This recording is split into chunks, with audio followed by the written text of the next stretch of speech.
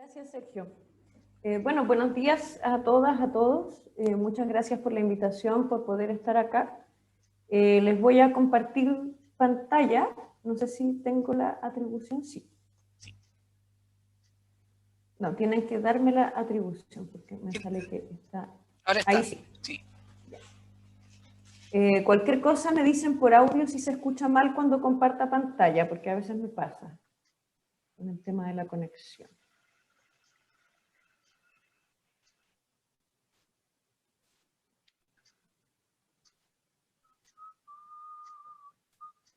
¿Se ve ahí? Sí.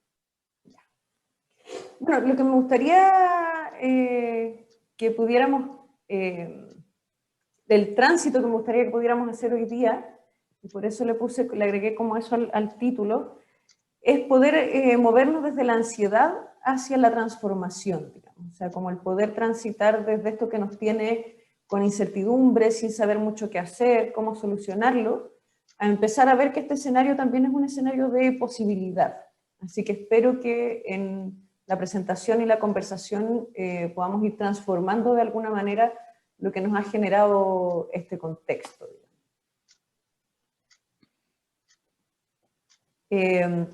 Primero, ¿no? Como creo yo que es importante recordar que estamos en un momento inédito, o sea que no, esto no es ni siquiera una situación como excepcional, sino que es algo que nunca nos hubiéramos imaginado. Entonces, creo que lo primero es como el criterio de sensatez, ¿no? Y de comprensión con uno mismo, con una misma y con el contexto y con las familias y los estudiantes, entendiendo que estamos en un escenario que nos genera miedo, un miedo súper profundo porque es miedo a perder la salud y perder la vida, o sea, es un miedo profundo. Estamos encerrados, o sea, una cosa que me gustó mucho cuando ingresé es que los vi disfrutando del reencuentro, ¿no? O sea, como ese ratito en que salimos de este encierro y podemos vernos, escucharnos, aunque sea a través de una pantalla, habla de lo mucho que echamos de menos el contacto humano, ¿no? Esto de estar en una constante incertidumbre porque nos tenemos que adaptar todo el tiempo, tener flexibilidad todo el tiempo, es algo desconocido, algo que no nos había pasado nunca, y que nos genera tensión y confusión. Confusión, digamos, porque no sabemos cómo actuar. Entonces quería partir con esto como para apuntar a que seamos comprensivos y autocomprensivos primero. O sea, entender aquí que hay un contexto que nos tiene alterados psicológica y emocionalmente, y eso es normal. O sea, creo que si somos humanos, no nos encontramos, o sea, el querer aspirar a normalidad, el querer seguir el mismo ritmo que seguíamos siempre, es falta de empatía y sensibilidad, digamos. Entonces, el primer punto que quería hacer era como entendernos en este marco y operar primero desde ese marco y darle prioridad primero al bienestar emocional y psicológico de todos los miembros de la comunidad y actuar sobre esa base, ¿no? Junto con eso,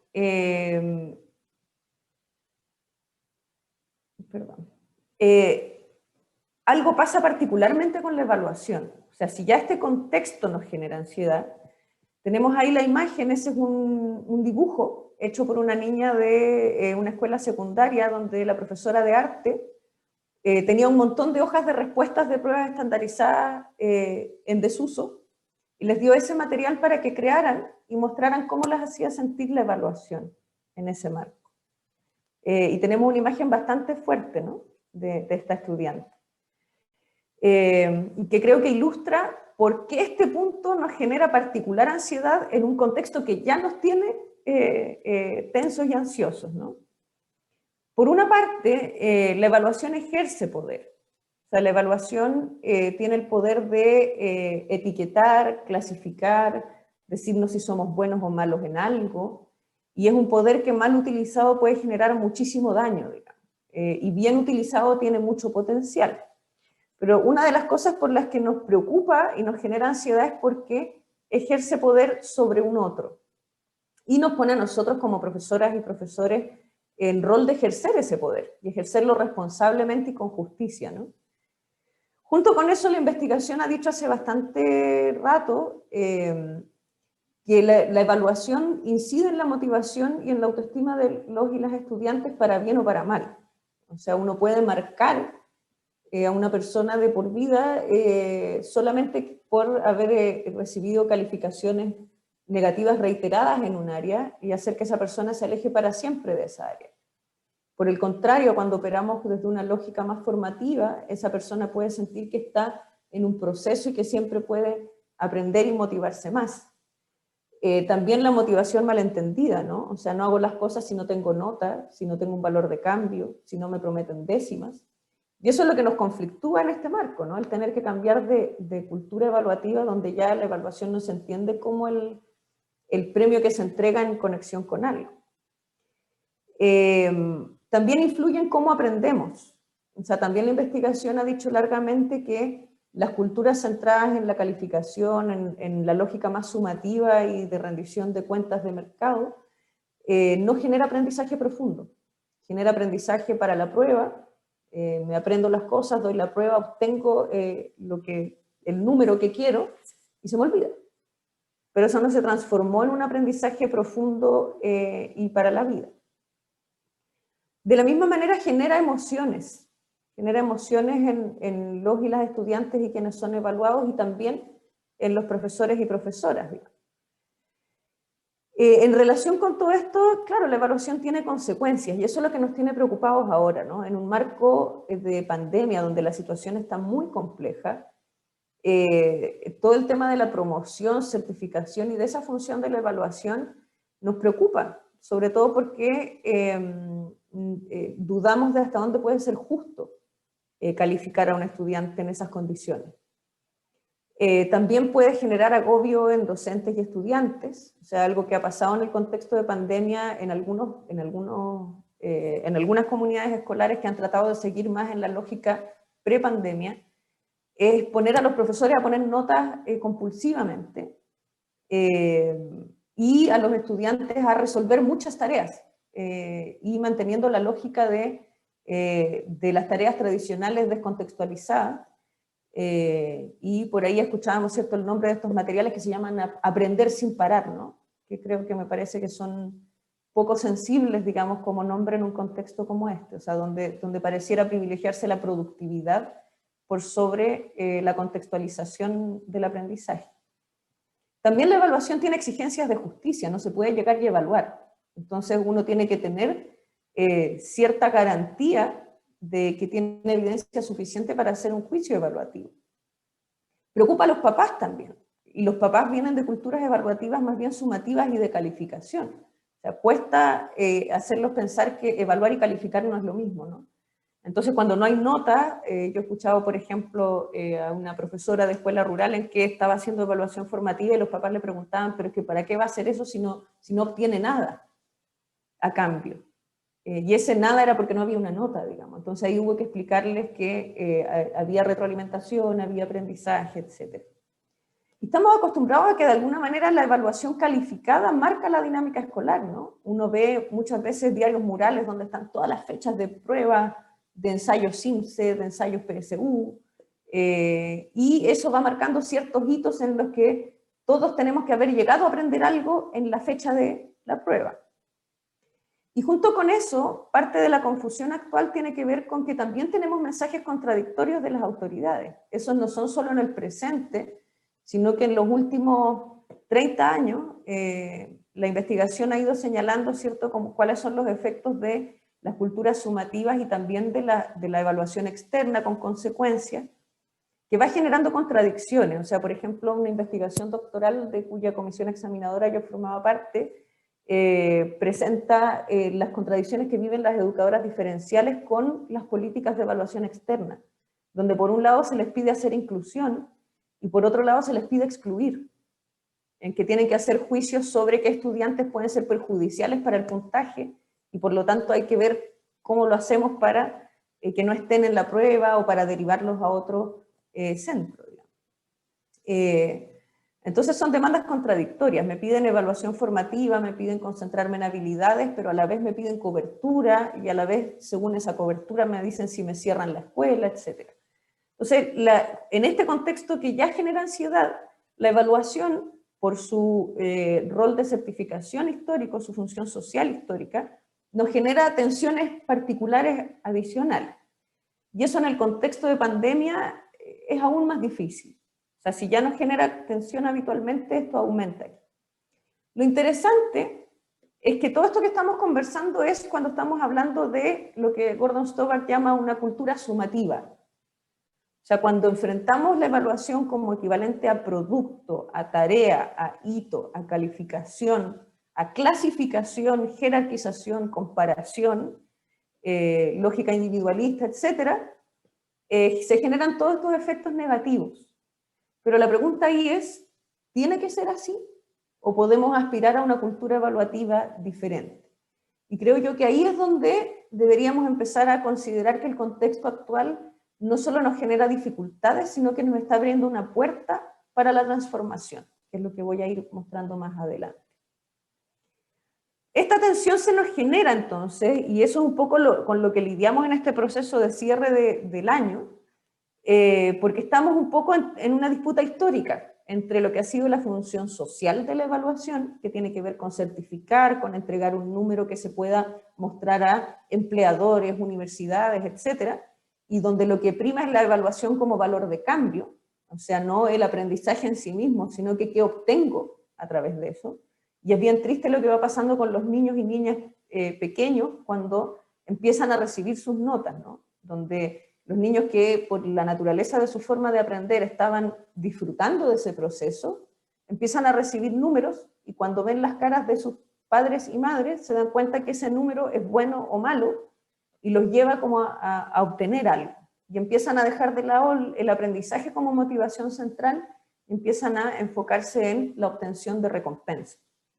Eso se tensiona con otra función histórica que ha tenido la evaluación y que es positiva y que todos los que somos profesores y profesoras sabemos que es fundamental, que es la función pedagógica de la evaluación. O sea, para mí es súper importante evaluar porque si no, no sé qué está sucediendo con el aprendizaje de mis estudiantes, digamos. Pero eso no necesariamente implica clasificar, rotular y generar este valor de cambio. Entonces, por eso vivimos esa tensión en este momento. Y bueno, el cambio de cultura evaluativa es algo que venimos tratando de hacer hace bastante tiempo. O sea, la evaluación formativa, para quienes hayan estudiado entre los 60 y los 80, no es un nombre nuevo, ¿no? Michael Scriven lo utilizaba el año 67 y después lo toman Bloom, Hastings y Madhouse unos años después. Y por lo tanto, la pregunta ahí es, ¿por qué todavía no cambia, no? Esos cambios tienen que ver con que ha habido transformaciones en el referente de la evaluación, es decir, estamos hace rato buscando transitar de lo normativo, el referente a norma, que significa, cierto, que simplemente lo que hago es listar puntajes de los estudiantes, y significa que para el estudiante lo único que sabe sobre su aprendizaje es que le fue mejor que alguien y peor que alguien en términos comparativos, pero no tiene información sobre su aprendizaje, a lo criterial. Es decir, donde en lugar de compararme con el otro, describo criterios de evaluación con su progresión y me comparo conmigo misma. Es decir, veo cómo estaba en esta parte del proceso y luego veo cuáles han sido mis avances. También se ha buscado agregar a la habitual función sumativa de la evaluación la función formativa, ¿sí? Eso significa no solamente el tema sin notas, ¿no? Que a veces se cree que porque no puse notas es una evaluación formativa. Si no hice nada con la información de esa evaluación, haya puesto o no haya puesto nota, eso no es formativo. Para que sea una función formativa tengo que usar la información de la evaluación en beneficio del aprendizaje. Luego del producto al proceso, eso todavía está muy presente. Muchas veces las personas confunden evaluar el proceso y la evaluación formativa con pedir muchos productitos. Y eso es lo que está pasando a veces en la enseñanza remota, que a los estudiantes se les está pidiendo entregar compulsivamente tareitas formales para muchos cursos distintos, y eso es súper agobiante. Entonces, eso no es evaluación de proceso. La evaluación de proceso implica una integración de evaluación y didáctica donde se va recogiendo permanentemente evidencia formal e informal sobre qué es lo que van aprendiendo los y las estudiantes. Se sigue buscando transitar de lo artificial a lo auténtico, que es lo que señala Grant Wiggins con el movimiento de la evaluación auténtica, y que es una crítica a las pruebas objetivas tradicionales, en el sentido de que son muy artificiales en dos sentidos. Proponen escenarios que no se parecen a los escenarios de la vida real en los que los estudiantes van a tener que poner en práctica sus saberes, y además es un hito particular en el proceso de aprendizaje que genera ansiedad y que es distinto del proceso de aprendizaje natural durante las clases, ¿sí? De aquí vienen perspectivas como evaluación por medio de los portafolios, por ejemplo, o de ir recogiendo evidencias a través de bitácoras, de otro tipo de insumos. Y finalmente, de lo vertical a lo participativo. Parte del agobio docente con la evaluación tiene que ver con que creemos que nosotros somos los que tenemos que tener siempre este poder, y nosotros tenemos que evaluar, ¿sí? Es bastante aliviador cuando a partir de compartir criterios empezamos a dejar que sean los y las estudiantes quienes evalúen su propio trabajo tanto entre pares como con respecto a sí mismos, ¿no? Entonces, insisto que en este momento tenemos una oportunidad para hacer este tránsito que llevamos tratando de generar hace tanto tiempo, pero eso implica para nosotros cambiar creencias que tenemos profundamente arraigadas con respecto a la evaluación. Espérame un poquito que a veces se queda pegado para cambiar la diapositiva. Entonces, vamos aterrizando al escenario actual, ¿no? ¿Y por qué este escenario actual lo podríamos ver como una oportunidad de cambio? Por una parte, tal como mencionaba Sergio, está el decreto 67, ¿no? que básicamente desde la legislación y desde la autoridad nos da permiso para utilizar la evaluación formativa. O sea, si ustedes han visto el decreto, ¿cierto?, se enfatiza el trabajar con criterios claros y compartidos con los y las estudiantes, el utilizar la retroalimentación, el trabajar con multiplicidad de formas de evaluar. Entonces tenemos, y además lo interesante del decreto 67, que lo voy a abordar más adelante para este proceso de cierre, tiene que ver con que da mucha autonomía a las comunidades para decidir sobre las trayectorias de aprendizaje de los y las estudiantes. Pero junto con eso, hace rato tenemos otras iniciativas que están apuntando a cambios también. Tenemos dos proyectos de ley en el Congreso actualmente, uno en la Cámara de Diputados y otro en la Cámara de Senadores, para eliminar las notas de primero a cuarto básico, por ejemplo. Entonces ese proyecto va a entrar en discusión y uno de los establecimientos de nuestra red, de hecho, fue invitado al Congreso para dar su perspectiva acerca de lo que ha sido la eliminación de las notas. Bueno, los proyectos de ley para la suspensión del CIMSS y la evaluación docente este año, la evaluación docente pasó esa discusión, el CIMSE no, pero el CIMSE desde la agencia fue suspendido. Y por lo tanto también tenemos un contexto con menos presión. O sea, algo que yo he visto en las comunidades escolares en este contexto de pandemia es que se están atreviendo a experimentar porque no tienen la presión de la evaluación externa. Está la ley de nueva educación pública también, donde si bien tiene sus propias tensiones internas, se defienden ahí principios como la participación, la contextualización, la diversificación, que el gobierno local pueda generar sus propios sistemas de monitoreo y seguimiento más pertinentes a las comunidades. Entonces también ahí el aprendizaje integral con una definición concreta. Y obviamente el escenario en que nos encontramos, ¿no? O sea que vamos claramente a cambios constitucionales y legales importantes en educación, y en el fondo es como un marco que no se da todos los días, y que si no se cambian las cosas en un momento como este, yo no sé cuándo, digamos. Junto con eso, el contexto de emergencia, si vemos el lado positivo de lo que ha generado, yo he visto en contextos tanto de educación escolar como de educación superior, que han generado una mayor apertura a la evaluación formativa, porque en un contexto como este adquiere mucho más sentido que la evaluación en un sentido sumativo, punitivo y de calificación. En ese sentido, como nos ha sacado de nuestra zona de comodidad, nos ha obligado un poco a pensar las cosas de otra manera. Entonces, incluso aquellos que no estaban muy convencidos están empezando a explorar esto. O sea, por ejemplo, a nosotros nos ha pasado en algunos establecimientos de la red donde todavía en el nivel de enseñanza media no había tanto convencimiento, al menos no en todos los profesores. Ahora hay mucho interés por saber de este proceso de transformación e integrarse a él.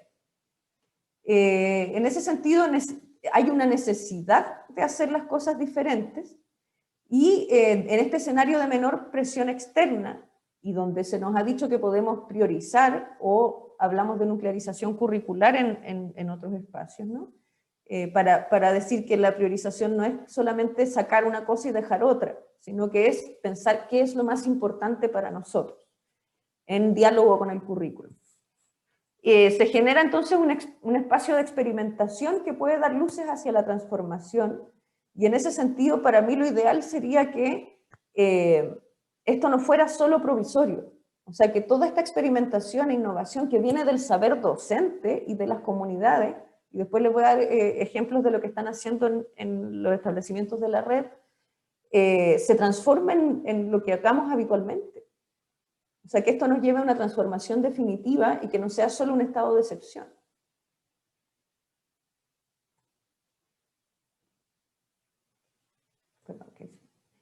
Y lo otro que es interesante es que yo vengo observando, o sea, la red es uno de los proyectos de transformación en evaluación en los que tengo el placer de participar, el privilegio de participar, donde a diferencia de hace 3 o 4 años, donde lo que a mí me pasaba, porque yo llevo trabajando en procesos de transformación en evaluación con escuelas en Chile por lo menos hace 15 años, hace unos 4 años yo diría que el discurso era súper resignado. Entonces la mirada era más bien de capacitación, me envían a una capacitación por, qué sé yo, la municipalidad. Me parece interesante el enfoque, pero siento que no lo puedo hacer porque tengo que poner notas y porque tengo que preparar el SIMS. Esos eran como siempre los dos principales nudos críticos. Lo que me ha pasado en los últimos 3 o 4 años es a la inversa. Me da la impresión que hay una sensación de cansancio de la lógica habitual en distintas comunidades, y desde ese cansancio ha empezado la iniciativa de transformar desde las comunidades. Entonces, ahora son las comunidades escolares las que me han llamado para que apoye esos procesos de transformación desde referentes teóricos investigativos que sean útiles y desde acompañamiento. Entonces, hay cambios desde las comunidades con potencial de incidencia en política. O sea, ya les decía que desde la iniciativa del Liceo Manuel de Salas, que es el que partió con la eliminación de las notas, hay un proyecto de ley que busca eliminar las notas de primero a cuarto básico, donde el liceo fue invitado, digamos. Es posible entonces, factible y deseable hacerlo de otra manera. Y como les decía, o sea que mi percepción por los proyectos en que estoy hace varios años es que hay un tránsito desde la resignación a la acción y hacia una pérdida del miedo y una necesidad de recuperar el sentido. O sea, lo que hacen las culturas sumativas de evaluación es nos desvían del centro, porque estamos tan concentrados y concentradas en rendir para un externo, tanto el estudiante con sus profesores como la comunidad escolar frente a los sistemas de evaluación externa, que yo recuerdo, por ejemplo, haber estado en un proceso de evaluación para el aprendizaje con equipos de gestión de una comuna completa, donde la reflexión que hacían era, siento que hago muchas cosas, pero no sé para qué las estoy haciendo. O sea, como tengo que llenar muchos papeles, responderle a mucha gente, pero el proyecto educativo se me perdió, digamos, en ese proceso. Entonces, estos cambios también permiten una recuperación de ese sentido.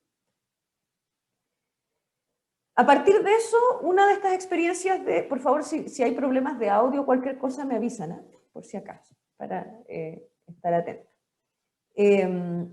La experiencia de la red, entonces, es una de estas experiencias de transformación en que me encuentro participando y donde considero que mi rol es más bien de coordinación y de facilitar conexiones. pero creo que el rol central ahí está en los propios establecimientos.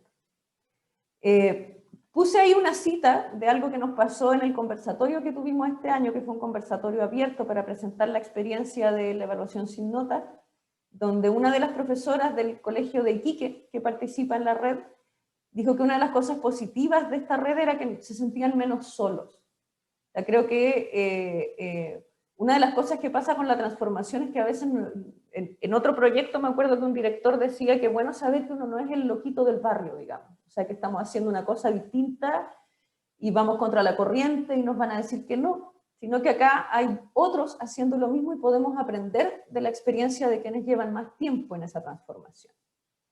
¿De dónde partió esta red? Para darles un poquito de contexto. En algunos colegios de la red, la preocupación pasó por profesoras y profesores de primer ciclo que fueron a ver qué se hacía en el nivel de educación parvularia y que se dieron cuenta que se generaba un cambio demasiado abrupto entre la lógica de trabajo de educación parvularia, que era bastante positiva además en términos de lo que generaban los niños y niñas en su aprendizaje, hacia la educación básica, donde había una sobreescolarización y una rigidez que no ayudaba al aprendizaje y que dentro de eso estaba la calificación con un rol muy importante. Entonces, en algunos contextos esta iniciativa partió por empezar a hacer una mirada más coherente y un tránsito más gradual y más armonioso para los niños y niñas entre los niveles de educación parvularia y básica. Otro conjunto de establecimientos partió más bien porque habían hecho transformaciones en didáctica. Por ejemplo, muchos son colegios que han trabajado con el modelo de aprendizaje basado en proyectos, pero no tenían un enfoque de evaluación que fuera coherente con sus innovaciones en didáctica. Entonces, por eso se unen a la red y buscan apoyo para buscar ese correlato coherente en evaluación. Esta red se conforma en la lógica de un diálogo de saberes entre comunidades escolares y academia. O sea, nosotros hemos resistido todo el tiempo como equipo de la Universidad de Chile, específicamente del Departamento de Estudios Pedagógicos y el Centro de Saberes Docentes, el pensar que esto es una capacitación en evaluación para el aprendizaje. Nosotros contribuimos con ciertos referentes que ayudan a las comunidades a darle mayor sistematicidad a esto que están haciendo, pero a la vez las comunidades nos retroalimentan a nosotros con su experiencia. Y entre esos dos tipos de saber vamos construyendo entonces la iniciativa de transformación. Todas estas comunidades, junto con eliminar las calificaciones al menos de primero a cuarto básico, o algunos están empezando con primero, van transitando a segundo y así, realizan un cambio de cultura evaluativa en dirección al enfoque evaluación para el aprendizaje, que es el que nuestro equipo ha trabajado hace bastantes años ya. Hay espacios de trabajo intracomunidad, con los equipos de gestión, en diálogo con profesores y profesoras, que en el conversatorio se decía que una cosa muy importante había sido que se contara con liderazgos horizontales desde los equipos de gestión. O sea, que son los que facilitan que se puedan realizar este tipo de transformaciones, e intercomunidades. O sea, nosotros, como decía Sergio, nos reunimos regularmente para hacer plenarias donde se encuentran los establecimientos de la red. Nosotros aportamos con ciertos referentes teórico-investigativos y las comunidades presentan sus experiencias. Es una red que tiene colegios de diversas dependencias, de localidades urbanas, rurales, de distintas regiones, o sea, hasta Iquique, Chiguayante, Chillán, Pichilemu, Curicó, Machalí, Santiago, etc. De distinto tamaño, hay colegios muy grandes y hay escuelas rurales pequeñas, y con proyectos educativos diversos, o sea, tenemos colegios artísticos, tenemos colegios que tienen aprendizaje basado en proyectos, por ejemplo.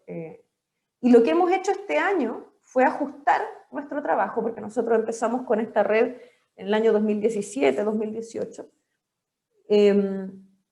es ver cómo evaluación para el aprendizaje, por una parte, y el saber experiencial de las comunidades permiten abordar de mejor manera la evaluación en este contexto de emergencia.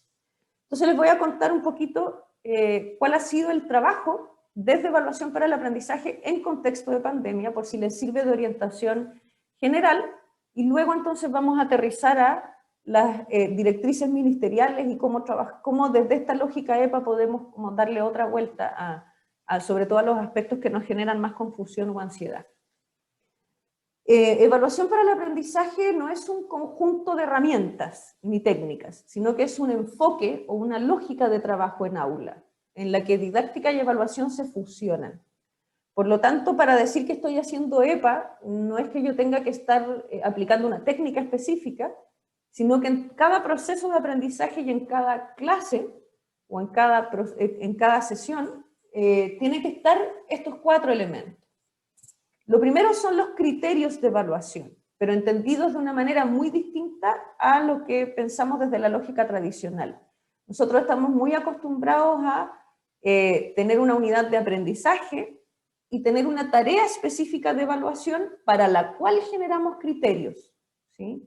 Y por eso empezamos a generar muchas tareitas y productitos pequeños, cada uno con su pauta, y eso muchas veces lo que va generando es mayor confusión, mayor sobrecarga y fragmentación del aprendizaje. Acá lo hacemos al revés. No diseñamos ninguna actividad para las clases si no tenemos criterios claros. Entonces estos son criterios amplios, holísticos de proceso, después les voy a mostrar ahí un ejemplo, que permiten en el fondo describir qué es lo más importante que queremos que se aprenda y la trayectoria de eso, o sea, desde dónde hasta dónde se mueve ese aprendizaje. Esos criterios deberían ser compartidos y consensuados de distintas maneras con los y las estudiantes para que puedan autoevaluarse y evaluarse entre pares y finalmente logren autonomía en su aprendizaje. Y por lo tanto tiene que haber cierta claridad del sentido. Esos son los criterios en este enfoque, que haya un sentido compartido. En ese marco, el trabajar con criterios holísticos de proceso ha sido coherente por una parte con las directrices ministeriales y por otra parte con la situación actual. ¿Por qué? Porque acá no nos centramos en la cobertura de objetivos y contenidos, sino que nos centramos en aprendizajes centrales. Por lo tanto, las escuelas de la red, como ya tenían hechos sus criterios de proceso, que a veces son para un nivel completo o incluso para un ciclo completo y su trayectoria, tienen eso como eje y ya habían hecho el ejercicio de apropiación curricular que implica la nuclearización. Insisto que hablamos de nuclearización para no entender que acá es eliminar unas cosas y dejar otras, sino que es tomar el currículum y decir qué es lo más pertinente y lo más relevante de aprender en cada disciplina. Y por otra parte se ha trabajado desde lógicas interdisciplinarias en los establecimientos. O sea, varios establecimientos partieron generando mucho material y muchas guías por disciplina, que desde la experiencia de los y las estudiantes significaba estar recibiendo, no sé, 10 materiales distintos en una semana y tener que estar respondiendo a todo de forma no siempre coherente, digamos. Por lo tanto, fueron tomando decisiones en el proceso para quitar agobio a la comunidad, tanto a los profesores como a los estudiantes, y lo que empezaron a hacer fue trabajar con guías interdisciplinarias. Es decir, el estudiante en vez de recibir 10 materiales distintos, una semana recibía un material con actividades que combinaba, por ejemplo, no sé, lenguaje, música e historia. Y esa semana se dedicaba a ese material. Combinando eso con semanas que eran exclusivamente de retroalimentación, y otra semana le llega otro material que combina, qué sé yo, otras 3 disciplinas. Y por lo tanto ahí, al tener criterios de proceso, es más fácil también combinar.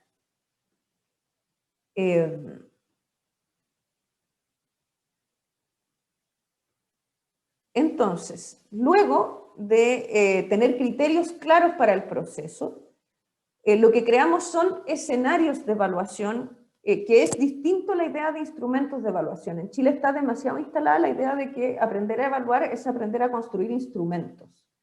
Evaluar es principalmente una habilidad docente clave que todos y todas utilizamos en todo momento en el aula. Desde la lógica de evaluación para el aprendizaje, yo nunca digo hoy me toca evaluar o no me ha tocado evaluar, sino que todas las sesiones de clase o las guías o los materiales o los audios de WhatsApp o las llamadas telefónicas, todo puede convertirse en momentos de un escenario de evaluación. Eso no significa que no pueda usar instrumentos de evaluación si dentro del escenario, que es un conjunto de actividades en el tiempo, ¿cierto?, coherentes con los criterios y que me permiten ir monitoreando y retroalimentando en el proceso, si a veces quiero hacer una recogida más sistemática, puedo tener un instrumento más preciso, ¿no? Entonces, desde esa lógica, al trabajar desde la perspectiva de los escenarios de evaluación, la red, lo que ha sido beneficioso para la red, porque todos decidieron, como ya venían en este cambio, no utilizar calificaciones durante el año. Por lo tanto, los y las estudiantes y sus familias no tenían la presión de los hitos de calificación. Y los profesores tampoco. Entonces eso permitía ir recogiendo evidencias en distintos momentos, en distintas modalidades, viendo las posibilidades de contacto que tenía cada estudiante. Junto con eso, los escenarios de evaluación, la idea es que sean contextualizados a la realidad de los estudiantes y que ofrezcan actividades diversas. Entonces, otro aprendizaje de la red fue de partir con guías muy formales y muy abstractas, digamos, en el sentido de materiales de elaboración externa. Se dieron cuenta que era mejor trabajar con actividades más simples. Hay un micrófono encendido por ahí que se escucha ruido, por si acaso. Empezaron a replantearse y desde esta lógica interdisciplinaria empezaron a considerar actividades que fueran factibles de realizar en el hogar, que fueran simples y que fueran motivadoras. Entonces empezaron a pensar en cosas, no sé, pues como en matemática, poder aprender matemática preparando una receta en la casa, con la familia. El poder hacer una encuesta en la casa, el poder recoger narraciones históricas de mis propios familiares, el poder escribir un diario de vida en pandemia, por ejemplo.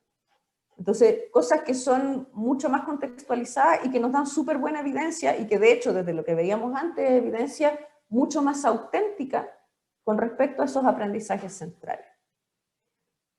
Una vez que tenemos los criterios y los escenarios, e insisto, en los escenarios no es que haya momentos de evaluación y momentos de clases, sino que acá didáctica y evaluación se fusionan y ocurren simultáneamente, ¿sí?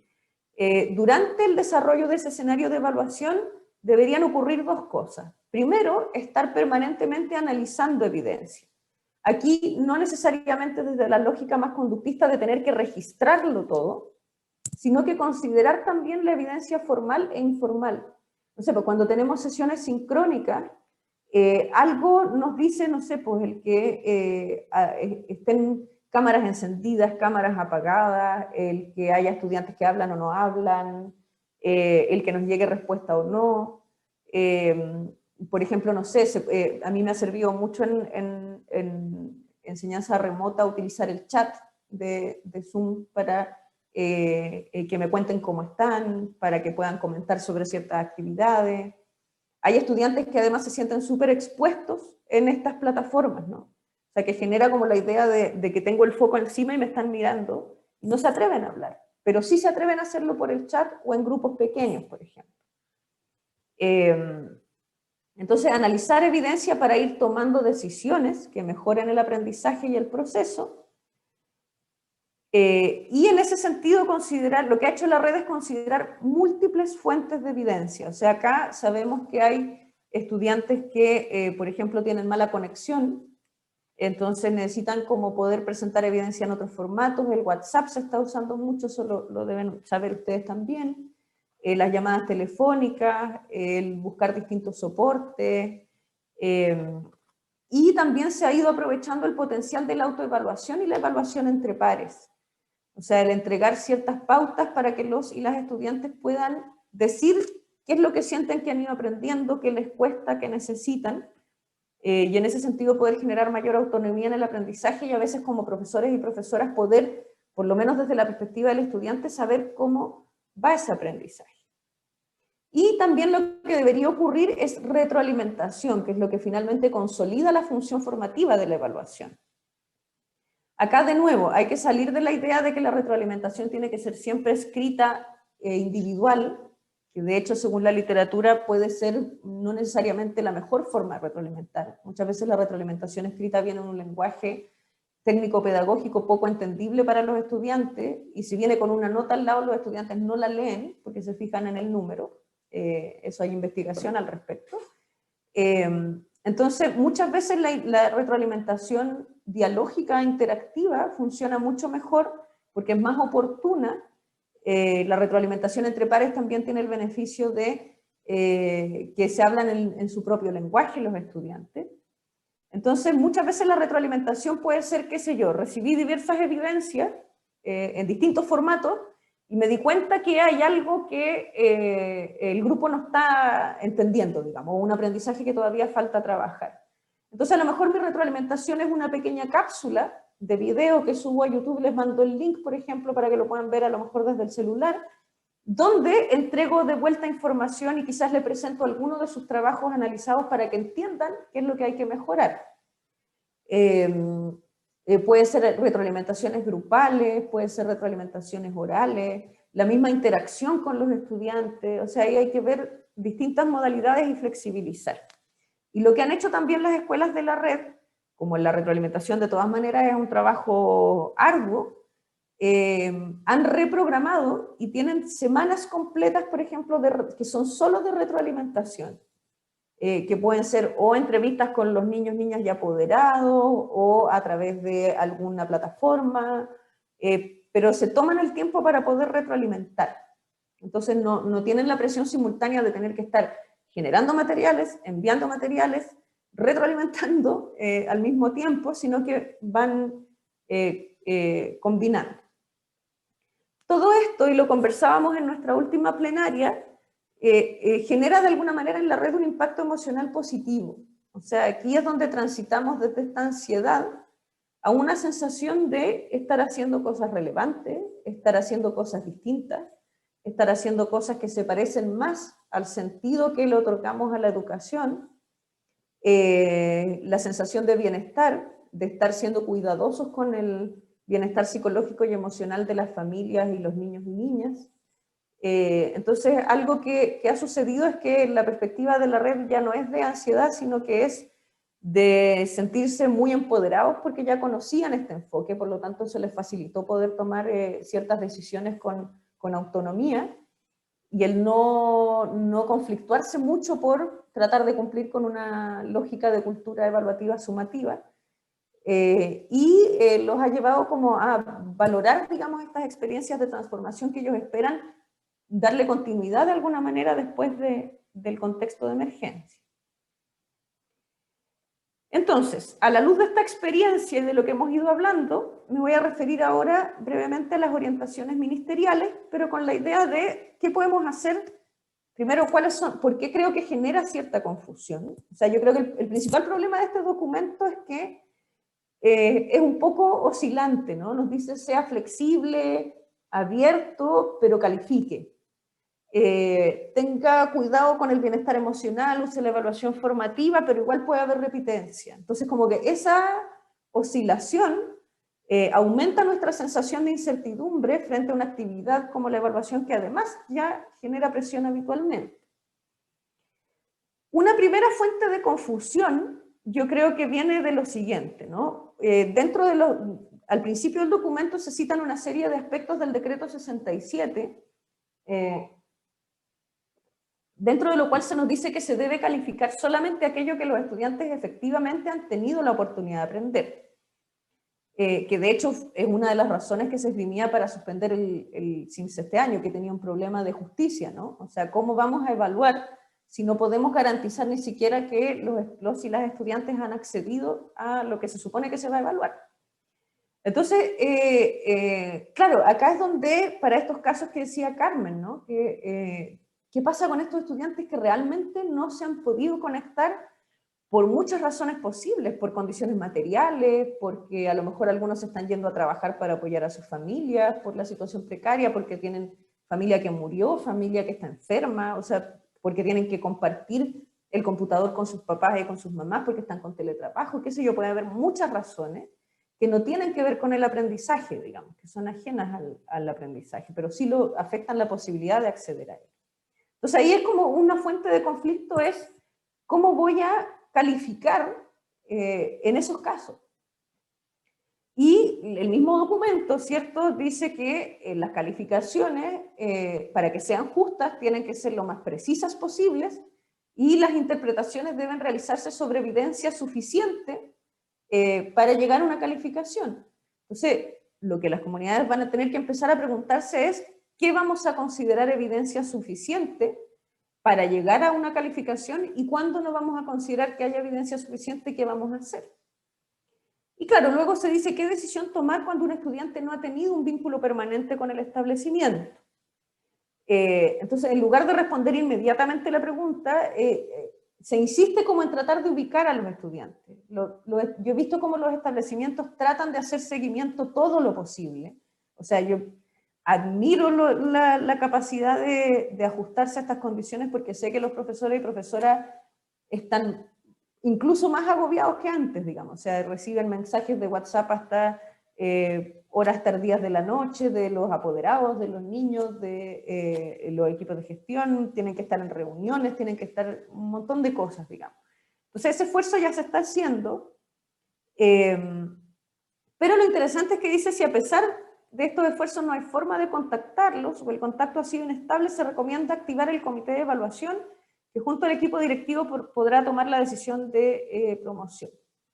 Entonces acá es donde hay un espacio que de repente no visualizamos en la ley, ¿no? De qué es lo que nos permite hacer, no solo lo que nos coarta. Y creo que lo positivo que hay acá, y que es lo que quiero subrayar a continuación, es que lo que se dice es que la toma de decisiones depende de las comunidades, y eso lo dice el decreto 67. Entonces, ustedes están amparados y amparadas por la ley para decidir lo que crean conveniente.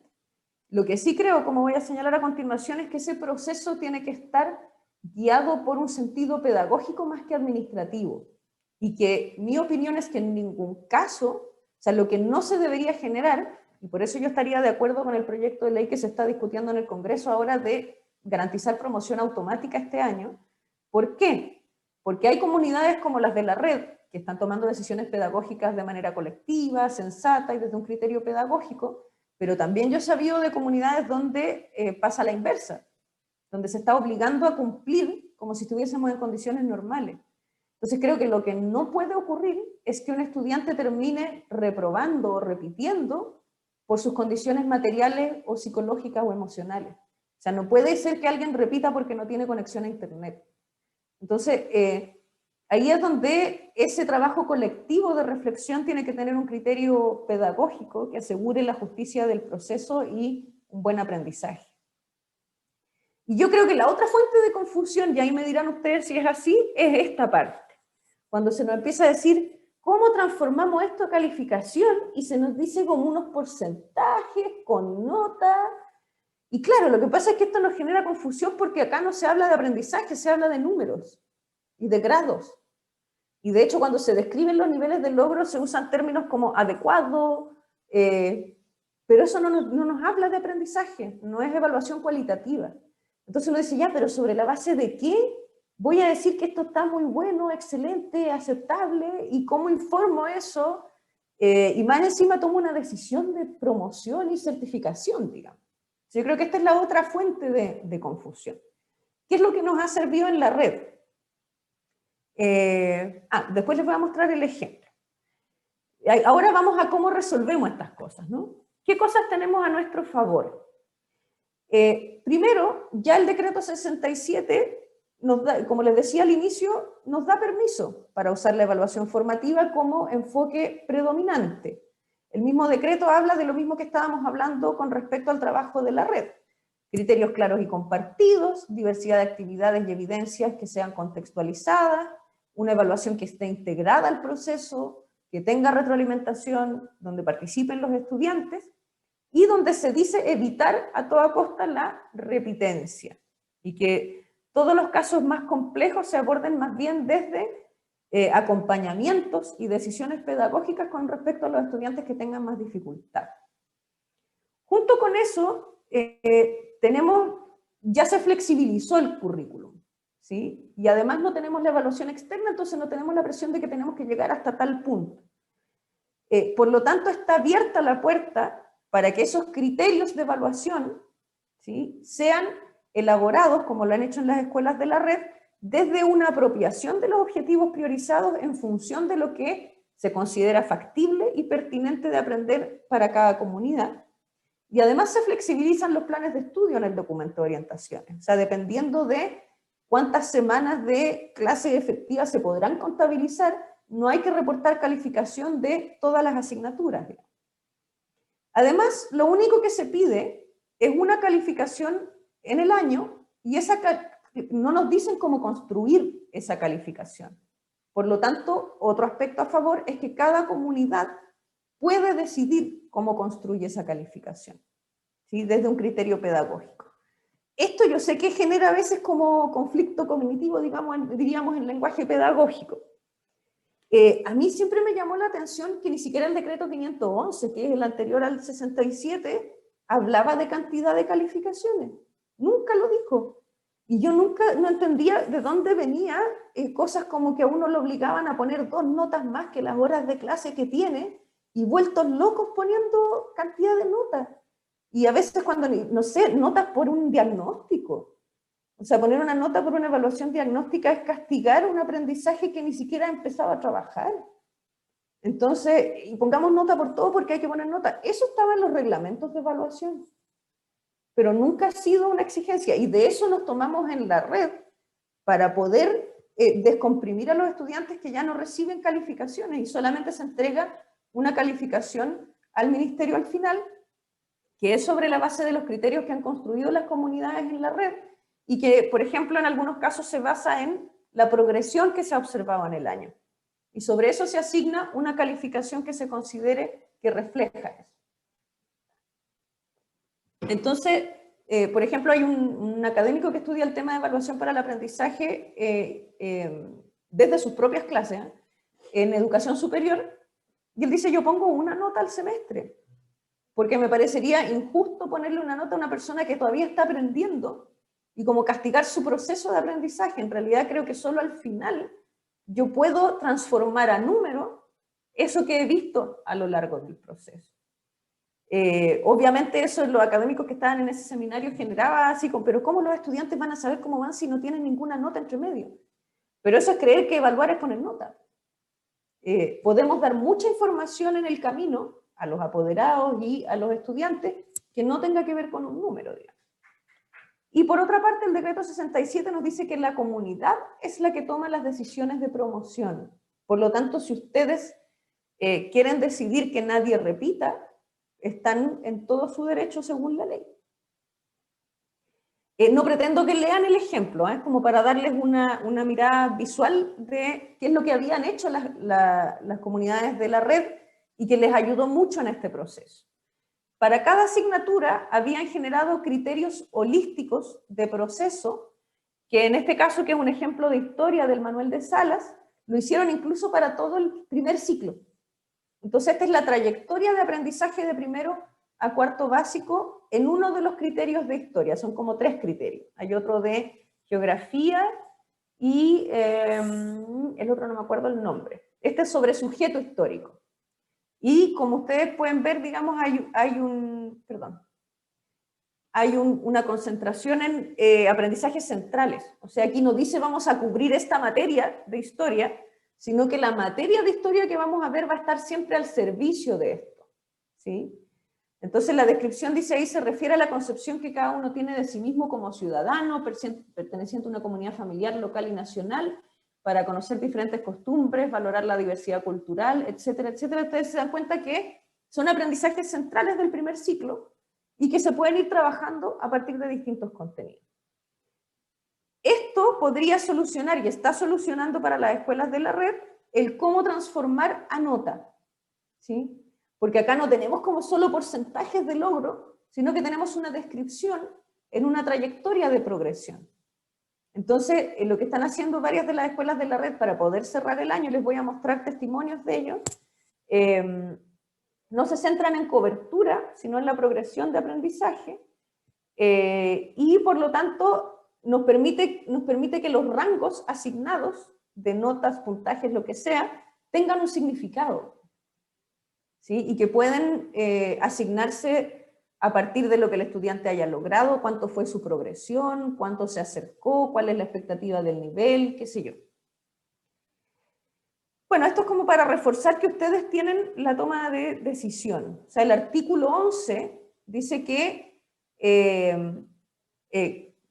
cuando haya una situación complicada, será la comunidad la que tome la decisión de promoción o repitencia de esos alumnos. Es una decisión de carácter deliberativo que deberías considerar un diálogo con el estudiante y sus apoderados. Y algo que nos permite defendernos en el actual contexto es que los informes que se elaboran para justificar estos casos es tener consideración de orden socioemocional, o sea, me parecen más que justificadas en un contexto como el actual, digamos. Entonces, tienen todo el poder, digamos, para poder decidir cómo lo enfrentan y, como decía, si quieren... o sea, insisto, yo creo que debería declararse la promoción automática en general a nivel nacional, pero si no se puede, ustedes lo pueden decidir. Sugerencias, y con esto ya voy cerrando.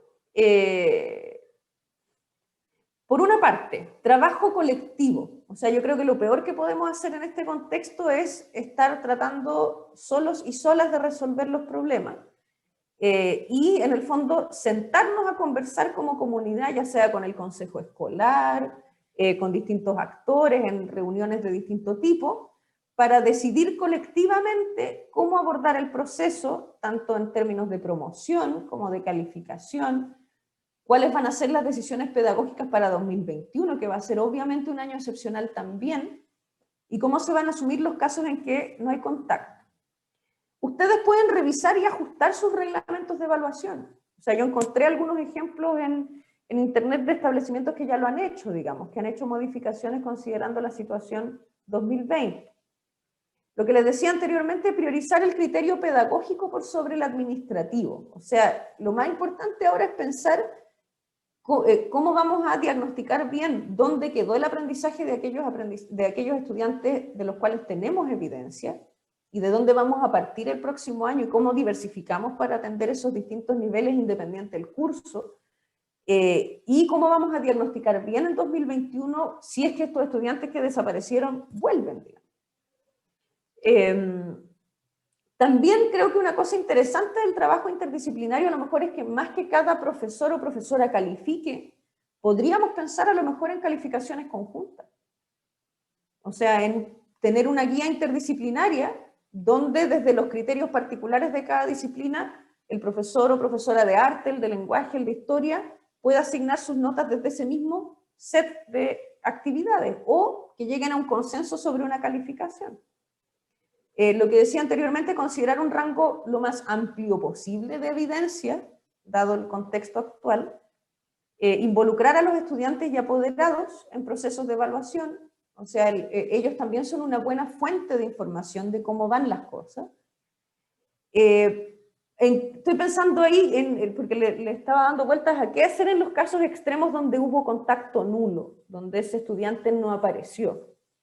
Lo que tenemos de ese estudiante son evidencias del año anterior, y por lo tanto, esa evidencia nos puede permitir ver dónde está su aprendizaje en relación con esta progresión más macro, ¿no?, que veíamos en los criterios holísticos.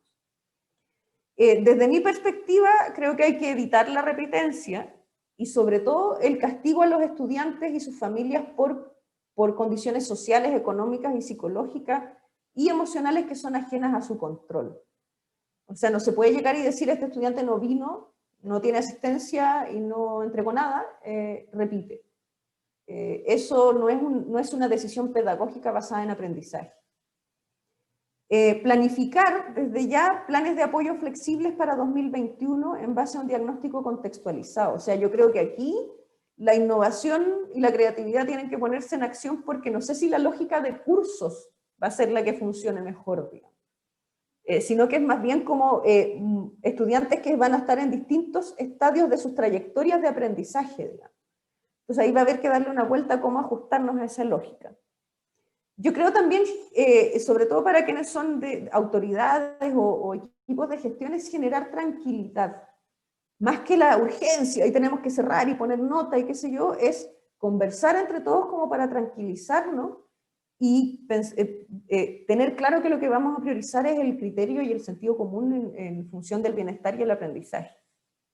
Y uno de los sustos que tengo yo en este momento es que 2021 se transforma en un 2x1 y termine siendo una fuente de agobio peor, digamos. Yo espero que en el próximo año, y en eso hay que ser, creo yo, insistentes en demandarlo, tampoco debiera haber evaluación externa, porque no va a ser un año normal. Entonces, si no tenemos esa presión, lo que hay que hacer es analizar las trayectorias de aprendizaje y tomar decisiones en base a eso.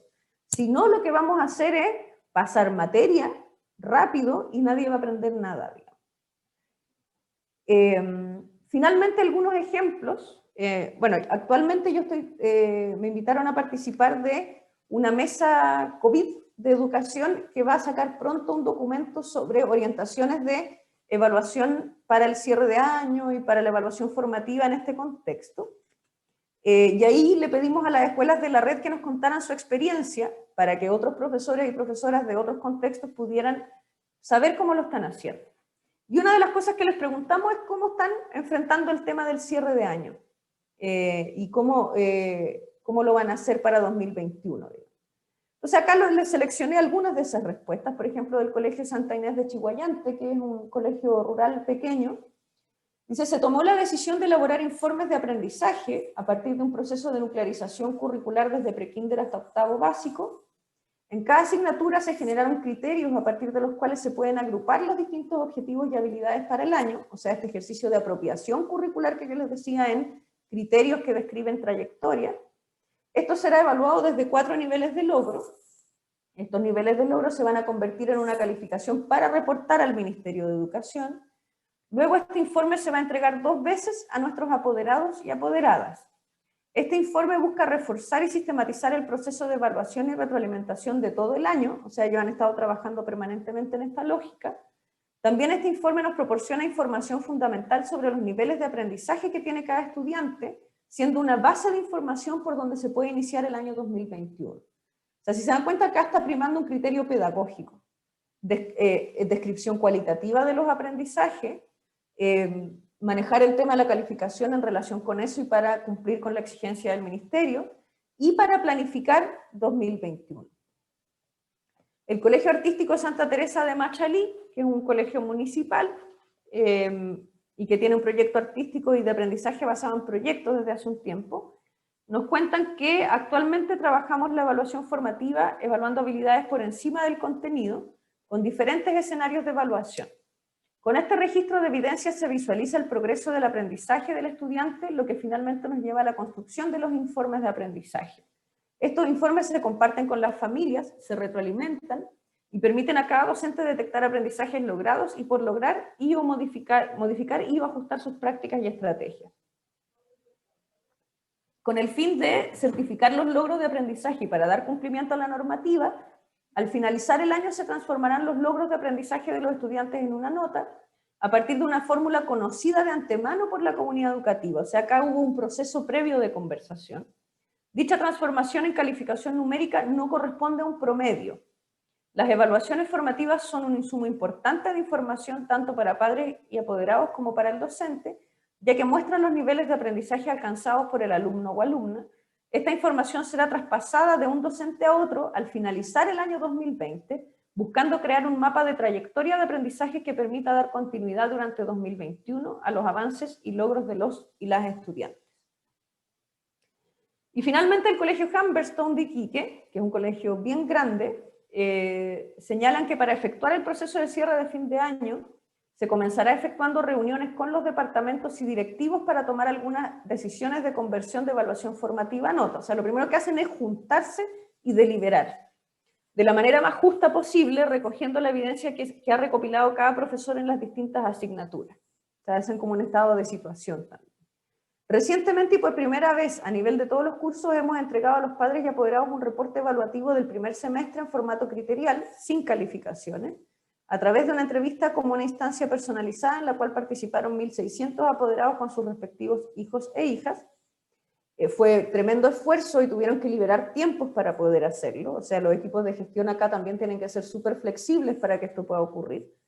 En la ocasión se les informó de lo que fue el proceso escolar remoto de cada estudiante y se posibilitó un espacio conversacional que procuró una mejor comprensión del proceso desde el contexto socioemocional.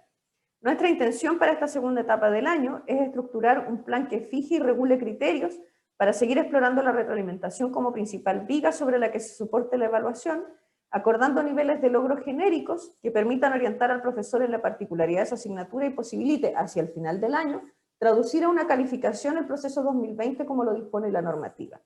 En esto último vamos a iniciar una discusión para decidir de qué forma convertimos a nota los niveles de logro de aprendizaje, tanto de enseñanza básica como en media. Entonces, espero que esta presentación, que era un poco la intención, nos haya hecho transitar desde este estado de ansiedad de no entiendo, no sé qué hacer, me preocupa qué va a pasar, cómo lo hago, a entender que desde el marco legal tenemos el poder de decisión y además tenemos un espacio de innovación, porque no tenemos presión externa. O sea, tengo el espacio para hacer las cosas diferentes y súper importante, no estoy sola, estoy con otros. Por lo tanto, me puedo apoyar en otros y trabajar colectivamente para disminuir el agobio de estudiantes y de docentes y para tomar decisiones de forma colectiva.